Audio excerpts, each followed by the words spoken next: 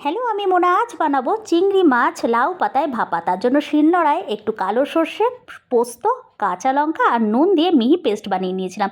তারপর চিংড়ি মাছ ছোট ছোট চিংড়ি নিয়েছিলাম, সেটার মধ্যে পেস্টটা দিয়ে একটু হলুদ দিয়েছিলাম আর দিয়েছিলাম সর্ষের তেল। ভালো করে মেখে নিয়ে আমি কিন্তু লাউ পাতাটা ভালো করে ধুয়ে নিয়েছিলাম, আর তারপর এর মধ্যে এরমভাবে দিয়ে ওপরে একটা কাঁচা লঙ্কা সাজিয়ে আমি এরকমভাবে ভাঁজ করে দেবো। এটা সুতো দিয়ে বাঁধার কোনো দরকার নেই, কারণ এটা কিন্তু যখন রান্না করবে তখন না অটোমেটিক এটা কখনোই খুলে যাবে না। আর তারপর কড়াইয়ে আমি জল গরম বসিয়ে দিয়েছিলাম, তার মধ্যে একটা বাটি রেখে ওপরে এরকম একটা স্ট্যান্ড, তোমাদের কাছে যে কোনো ফুটো ফুটো কোনো পাত্র থাকলে তোমরা কিন্তু এই পদ্ধতিতে বানাতে পারো। আর তারপর এটাকে ঢাকা দিয়ে আমি ভাপিয়ে নেব। এটাতে না তেল কিন্তু নামমাত্র লেগেছিলো জাস্ট ভেতরে। আমি মাঝে মাঝে না এটা ভাজাও করি প্যানে, কিন্তু তখন দেখি অনেকটা তেল কিন্তু এই পাতাটা না টেনে নেয়, আর সেটা স্বাস্থ্যের জন্য ভালো না, আর পাতাটা না ভীষণ শক্ত শক্ত হয়ে যায়। তার থেকে না তোমরা এরকমভাবে ভাপা করে খেয়ে দেখো, ভীষণ ভালো লাগবে।